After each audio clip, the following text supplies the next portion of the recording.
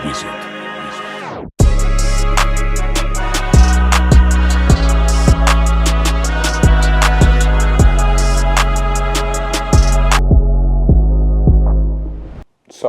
as I was walking to the gym today, I was reminded of a story from my childhood that I want to share with you all today. So some of you may know, some of you might not know. I grew up in the inner city of Southeast San Diego. When I was about 9 or 10 years old, we moved away from San Diego and moved to a small little country town called Rusk, Texas. And Rusk, Texas is where I grew up in my adolescence and my teenage years. Well, when we moved to Rusk, there was a small plot of land that was passed down from generation to generation in our family. So my father decided that we were going to build a meager home on this land. We had enough to get the job done, so we decided to build. I remember when we first walked on the land, there was barbed wire fence all the way around. There was a posted sign because in Texas, you can carry firearms, and that posted sign just reminded you this might not be the best place for you to trespass. So I remember the posted sign. I remember the barbed wire fence all the way around. So we removed the barbed wire fence, and all you saw was trees, brushes, grass, weeds everywhere.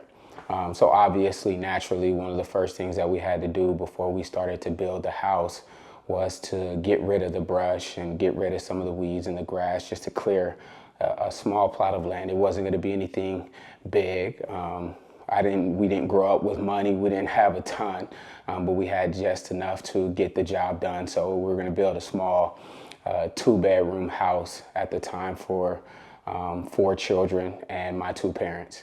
So we start to clear the ground, and you flatten the ground. And as you know, when you're building a home, you start to build the foundation. So we built the foundation, and then we started to build the framework, the walls, right? And at this time, we had just got to the point to where we were about to build the roof, or the roof line, whatever you refer to it as. And I remember we were walking on the property, and all of a sudden, my brother yells at the top of his voice. My father is somewhere in the distance. My mother, I forget where she was, but my brother yells at the top of his voice, Nicodemus, bro, right? And he points to the ground. And as I hear my brother yelling at the top of his voice and he's pointing, I look down, and there's a snake right under me. So I jump, I move. By the grace of God, I didn't get bit by the snake. My dad runs over, hits it a couple times with the shotgun. And I'm grateful for that, because it could have gone a lot worse than that. But the moral of that story, the thing that popped up about that story that I was reminded of on the way to the gym today is, most of the time they say when you cut the grass is when the snakes are exposed.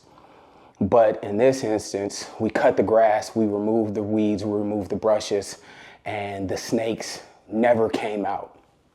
But as we started to build, that's when the snakes were exposed. And it's interesting because the snakes didn't see what we see. They didn't have the vision for the home or the thing that we were building, but they sense movement.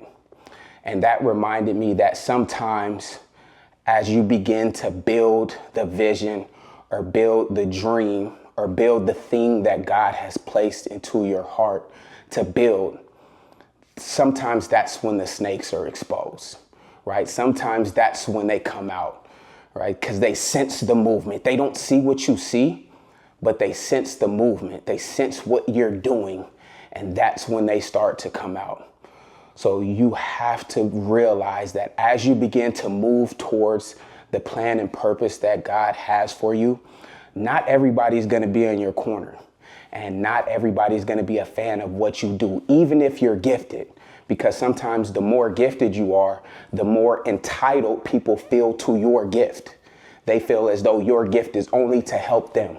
And as soon as you step outside of the confines of this preconceived notion and the plan that they have for your life, and you begin to follow God's plan for your life, sometimes the snakes come out, right? And the snake, sometimes it represents gossip, it represents sneakiness, manipulation, it represents all kind of different things. That's not the point of the story. The point of the story is, just because you have to have the courage to step outside of the confines of the plans that people have for your life, and step outside of the confines of people's opinions, and not to be driven by that, but to be led by the vision that God has given you. And, we always quote Psalms 23, where it says, he prepares a table for me and before me in the presence of my enemy. And everybody always says they want a seat at the table, but we forget that scripture says that he sets that table before you in the presence of your enemies.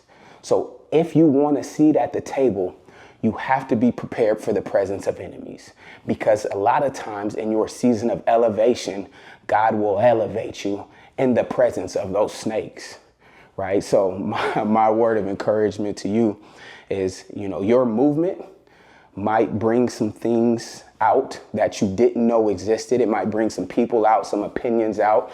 It might change some circumstances, but you can't let that stop you from building, because God is still preparing the table for you, even in the presence of those that don't agree.